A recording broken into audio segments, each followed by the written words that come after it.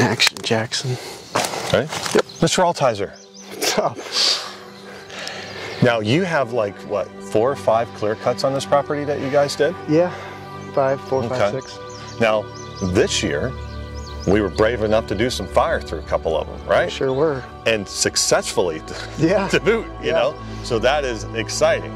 Yeah. So we have some clear cuts that we didn't get to, or we decided not to the following year, next year, hopefully, weather dependent. We had a lot of weather issues, time being far away from each other. Sure. But we're standing on one that you did a control burn. Yeah. And what's nice is that you're looking for a disturbance. Now, doing clear cuts, that's a heck of a disturbance. That's a lot of sunlight hitting the forest floor, so you have the eruption of plants. Yeah. And then when you run a fire through it, that's a major disturbance, right? Definitely. That's significant. It's 2 different types, and you get 2 different types of responses from each type of management, which is cool. And important to keep in mind as you do them on your property to diversify them, so you have a diversity of plant responses and habitats. But no, the fire, the plan for our property was to incorporate fire, and I've just been so impatient, like just biting at the bit, like so excited to run fire through these areas, because I know that the response was going to be so significant and so positive. And in this area that we're in right now, it was a clear cut that we had the logger done a couple years ago, and we want to kind of convert it into more of an old field type of environment, more forbs and grasses. Right. South facing, gets a lot of good sun.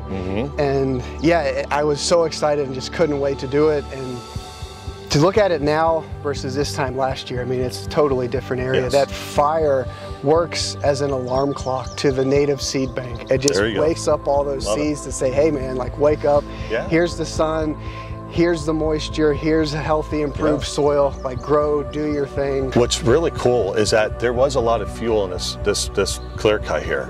And just to burn a switchgrass field, even an old field environment's kind of like boring. Switchgrass, gets you it gets a little interesting, gets a little western, especially if the time of day. But doing a control burn in a clear cut, that's taken even a little bit a different type of nervous type thing. Now you had some hurdles with family, and we all do. Sometimes you're bringing in some people like, I don't know if we should do this, because when you do a burn in a clear cut, you do have dead slash, slash and stuff, and you're thinking that's just going to be, and that's not the case, and more times than not. So. But what's really neat is that throughout this whole section, you can tell where fire was, fire wasn't, and that adds diversity. That adds diversity, and it's just different types, different things, different of everything, utilizing it, from bugs to wildlife, or two-legged, four-legged, exactly. So, but let's go check some of this stuff out, the benefits of a control burn and a clear cut. Absolutely, that's good. It's good, I think, to show people the positive response and benefits from fire, because like you said, it is, if you're not scared, you shouldn't be doing it. You should always be scared, like a healthy fear of fire. But seeing the response and seeing the benefits, like when you can put that visual to it and say, this is an area that has seen fire, this is the response, this is an area that hasn't seen fire, and you can tell a significant difference between the two, and seeing the difference and seeing the results from fire versus not, like it should give you that added incentive and confidence that this is worth doing, because it absolutely is. Wildlife love it. So let's take a quick walk. Let's talk about it. There's been a lot of talk lately, especially in the turkey world, about the decline of the wild turkey population throughout the country. It's just not necessarily isolated. But one thing that people have been talking about is depredation, nest raiding, animals like raccoons, possums, skunks, feral cats, etc. And but one thing that keeps getting popped up, and people are kind of downplaying it a little bit, is the habitat loss. But if you look around here, now this is one of those clear cuts that Cody did, ran a fire through, him and his family, and the response of it is absolutely insane. But why is that important? Well, for habitat, for wild turkeys, it's absolutely incredible. There's nesting opportunities throughout this clear cut, and what's more important is that poult opportunity for them to survive. Bare soil, because they ran a fire through it, got rid of all that duff, so these poults can sit there and navigate through. There's clump grasses, there's escape cover for these poults for avian predators, crows, ravens, hawks, etc. But when you have a healthy ecosystem, all those beneficial weeds, beneficial plants, comes protein. Now, they're not necessarily eating that, it's the bug production that comes from this healthy ecosystem that these poults need, that protein, to get them to make them grow better.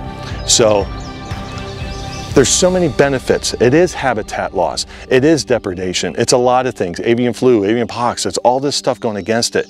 And by doing cuts and running and being brave enough to do fire under controlled conditions, man, the things that you can benefit for wildlife, you know, from turkey nesting, poult production on up. So this fire did so much for one species like the wild turkey. Now, when you do a controlled burn of anything through warm season grasses, old field environment, especially in a clear cut, you're gonna have, like in this clear cut, you know, heavy fuel areas where the fire can go through, you know, correctly, versus that it kind of struggles a little bit. But in this area here, you can tell that the fire had enough fuel to go through, and the response to that is phenomenal. Lots of bare soil, okay, for like turkey poults and stuff, that way they can have an umbrella type scenario from avian predators, but lots of bunch grasses, that major disturbance that this needed to turn it into kind of an old field environment. We're starting to see some broadleaves. We're starting to see some wildflowers that weren't there before, that just needed that disturbance. We're seeing the same thing as a regular clear cut, you know, the briar, the rubus species, you know, blackberry, etc., greenbrier. So we're still getting the benefit from the aspect of producing forage for white-tailed deer, etc. But there's a lot of opportunity here for ground nesting birds, you know, turkeys, etc. Even to your songbirds. So different types of environment throughout the property, and taking section things off. I mean, you can do a lot of good for wildlife, but the fire, the nutrients into the soil, you know, it benefits from the insect community on up. What Cody and his family did here. And no, this is going to be just each year as we document, it's going to get better and better and better as we run more fire through it. So let's go check out an area that didn't have fire. All right, so we're standing in an area that the fire didn't get to go through hardly at all. But you can tell the difference. It's like just your normal clear cut situation, and that is perfectly fine because it adds diversity. Again, different types of songbirds utilizing it. It's more brushy, briars and stuff like that, little tiny tree shrubs and what have you. But what's important here is that, like we discussed over where the fire went through, turkey poults, for example, they would have a very hard time utilizing this area because it's so much to trip over and everything. But it does have its benefit to where, in this type of environment, there is an escape cover to go to while they're out there bugging and stuff. But again, it benefits this area here. We got non-game, we have game species, but also, more specifically, this is benefiting white-tailed deer because of the diversity. Same amount of protein. It's offering a lot of protein with your briars and different types of saplings and what have you. But yeah, this just adds diversity. But you know what? When we run a fire here next year or the year after, this will catch. You know, there will be enough fuel to run through here to kind of equal everything out. But yeah, this is diversity. You want wildlife on your property, the more diverse it is, the more beneficial it will be.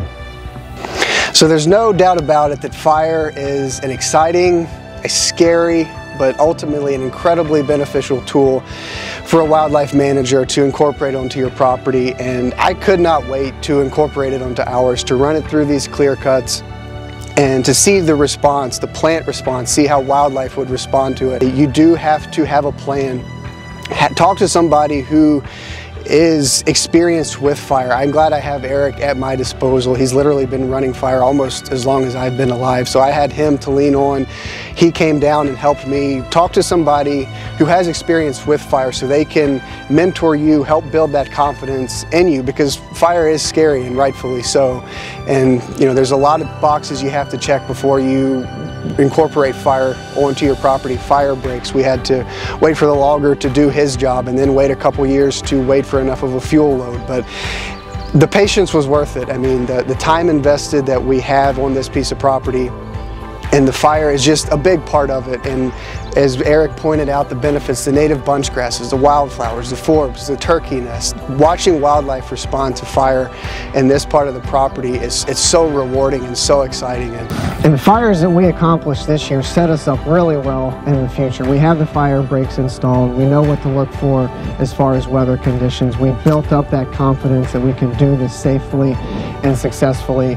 And we've seen the response more than anything else. We know what fire can accomplish as far as those native plant communities and how it benefits wildlife. And that's the end goal. That's the name of the game. That's why we do what we do, is to do the work and see how wildlife respond to it. And that's what I enjoy most about this lifestyle. And if you're anything like me, wildlife for you, as it is for me, is our way of life.